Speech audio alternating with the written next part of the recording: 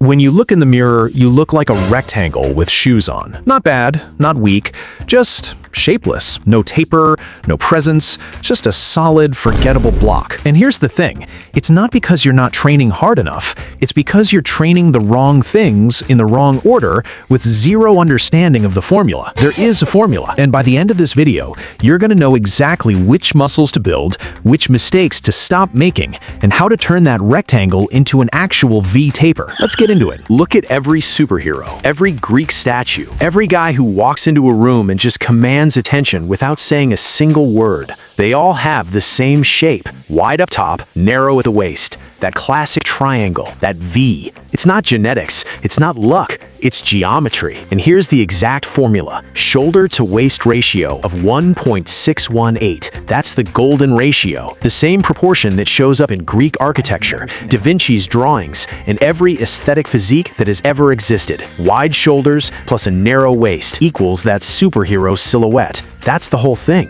The problem is most gym guys train everything equally. Chest on Monday, arms Tuesday, legs when they feel guilty about it. You train every muscle like it deserves equal attention, so every muscle grows equally. And an equally developed body is a rectangle. The V taper is not about being the biggest guy in the room. It's about having the right proportions, and there are exactly 3 muscle groups that build it. Most people are under-training 2 of them. Pillar 1, shoulder. Not your chest, not your arms. Your shoulders are the single most important muscle for building a V taper. But here's where almost everyone gets this wrong. Your shoulders have 3 heads: front delt, side delt, rear delt. And most guys almost exclusively train the front delt. Every bench press, every overhead press, every push-up, your front delts are already working constantly. They are not the weak link. The side delt is. The side delt is the one that lifts your arm out to the side, and when it's developed, it makes your shoulders look wide. Not just wide from the front, wide from everywhere. From behind you, from the side, from across the room. Here's what's wild about this. You can create the illusion of a smaller waist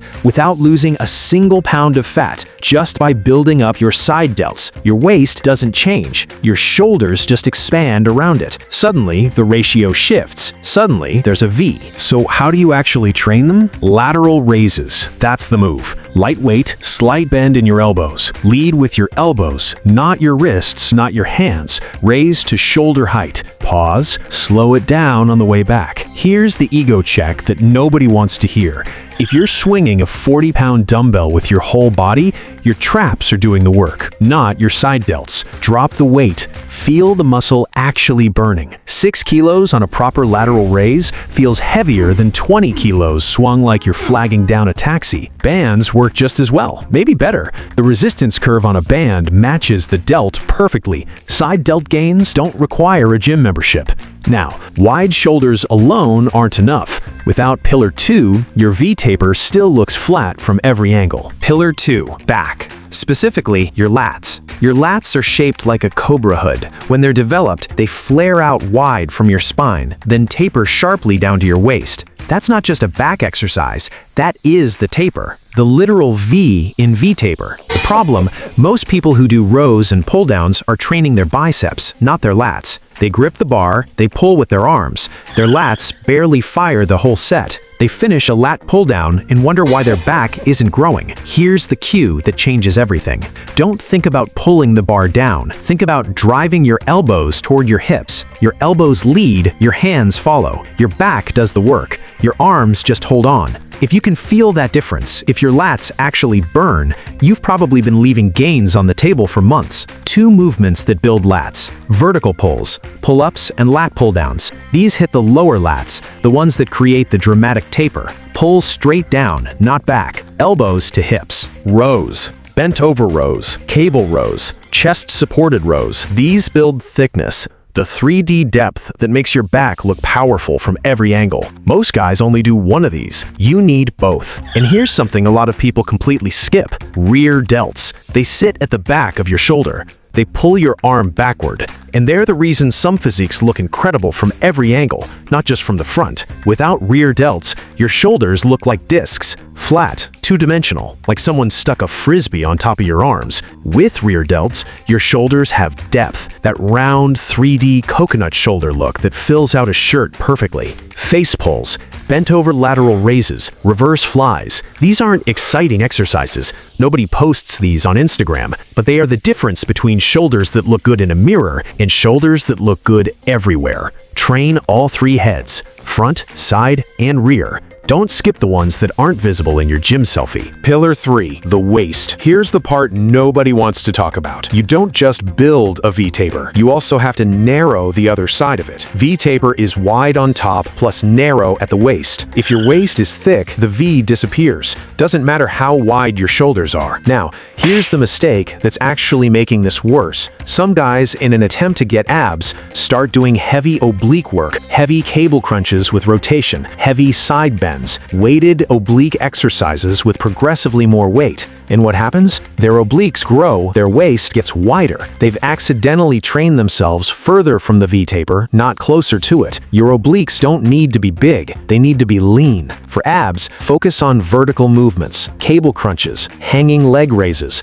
ab wheel rollouts. These build the front wall of your abs without widening the sides. But the real answer for a narrow waist is simpler than any exercise: body fat. The V-taper lives underneath your body fat. You can have the most developed shoulders and back in the gym. If there's a layer of fat sitting over your midsection, the V is invisible. The shape is already there, it's just hidden. This is why two guys can train the exact same muscles, and one of them looks like he has a V-taper and the other one doesn't. It's not the training, it's the body fat. At around 15% body fat and below, the V-taper starts appearing. At 12%, it becomes undeniable. And the way you get there isn't running yourself into the ground with brutal HIIT sessions that spike your hunger and tank your energy. Walk. Seriously. 8,000 to 10,000 steps a day. No craving spike, no joint damage, no recovery drain. Just a consistent calorie burn that adds up day after day. Your body doesn't care if the calories you burn came from sprints or from walking to get coffee. What matters is that you're burning them consistently. The mistakes. Alright, quick fire round. The 5 most common V-taper mistakes. At least one of these is probably you. Mistake 1. Training chest more than back. The average gym bro does 4 chest exercises per session and 1 back exercise at the end when he's tired. What happens? His chest overdevelops, his shoulders round forward, his posture collapses, and that V-taper he's been building, it disappears the second he stands normally. Train your back at least as much as your chest. If you're serious about the V-taper, train it more. Mistake 2. Going too heavy on lateral raises. Already covered this, but it deserves its own spot on this list because it is everywhere. Heavy lateral raises equals trap dominant equals no side delt growth. Light, controlled, elbows leading equals actual width. Ego stays at the door on lateral raises. Mistake 3. Skipping rear delts. Everyone trains front delts by accident. Most people remember side delts when someone mentions the V-taper. Almost nobody trains rear delts. And then they wonder why their shoulders look flat from the side. Train all 3 heads every week. Mistake 4. Bulking too hard. This one is sneaky. When you bulk aggressively, big surplus, lots of food, your shoulders grow, but your waist grows too. The ratio stays the same. Sometimes it gets worse. A slight surplus, or a recomp if you're a beginner. You don't need to be eating like a linebacker to build the V-taper. Mistake 5. Bad posture. This is maybe the most brutal one on the list. You could have a genuinely great V-taper hiding under your posture, but if your head is forward, your shoulders are rounded inward, your chest is caving inward, the V-taper is invisible. Chest up, shoulders back and down, head stacked over your spine. That posture alone changes how your body looks before you've done a single extra rep. Now you know the 3 pillars, you know the 5 mistakes, you know the formula. The only question is, which one are you most behind on? Shoulders, back, or waist? Drop it in the comments.